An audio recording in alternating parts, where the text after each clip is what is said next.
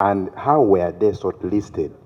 Ababaka ku kakiiko k'ebyenfuna mu Parliament bakunyiza Minisita omubeezi ow'ebyenfuna Henry Musasizi n'abavudde mu Uganda Revenue Authority ku ngeri gye basengekamu kampuni n'abantu ssekinnoomu 8 okubasonyiwa omusolo gwa shillings obuwumbi 707 nga 28 June 2024 gavumenti yaleeta okusaba kwa Makerere Business Institute gattako MS J2E Investment Corporation wamu ne Busoga University, Nkumba University, ni Contra Limited, Kisizi Hospital Power Limited, Peter Lokwanga ne Donati Kananula nga baagala basonyiwe omusolo kuba bakosebwa COVID n'okulemererwa okukola amagoba.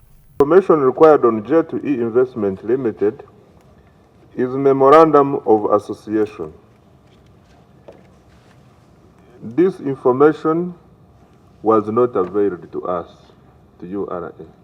This is a company in the business of building construction and has been registered since 29th August 2010. Two is Nkumba University. In March 2022, the university applied for a tax waiver of pay as you earn, owing to financial constraints the university was facing, which include 1. The university faced a strike in 2014, in which much of the property was destroyed. 2. Student enrollment fell from 6,500 to 3,500.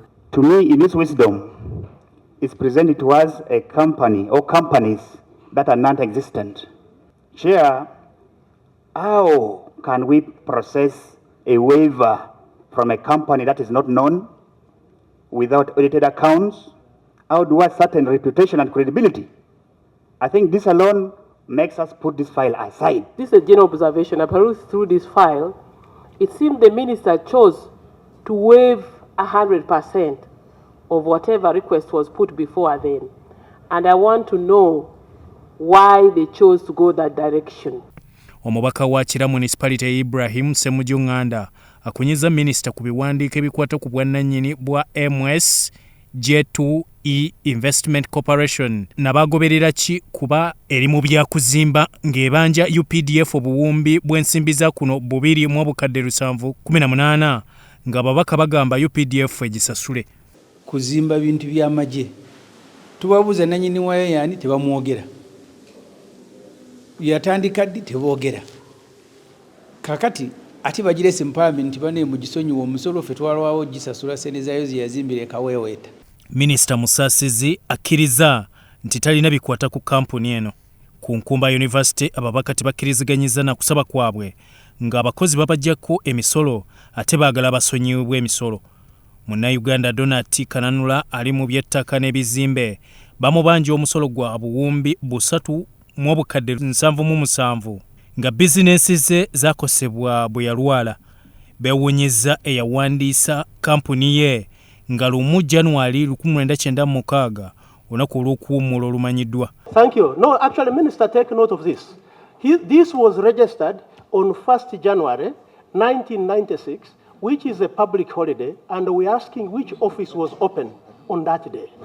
Kati waliwo omusajja omulala amuyita Kananula nti ye real estate developer azimba mayumba n'agatunda nti tumusonyiwe omusolo kubanga yalwala. Naye bwe yalwala naddira erinnya lya kampuni ye, erinnya ly'ebizimbe bye n'abiteeka mu kampani ereke bisasulira musolo. Minisita Musasizi ategeezezza ababaka nti abadde talina biwandiiko bimala ku Busoga University Government gye yeddiza n'abalala. Clarity on ownership is not provided. Of Busoga University? Yes.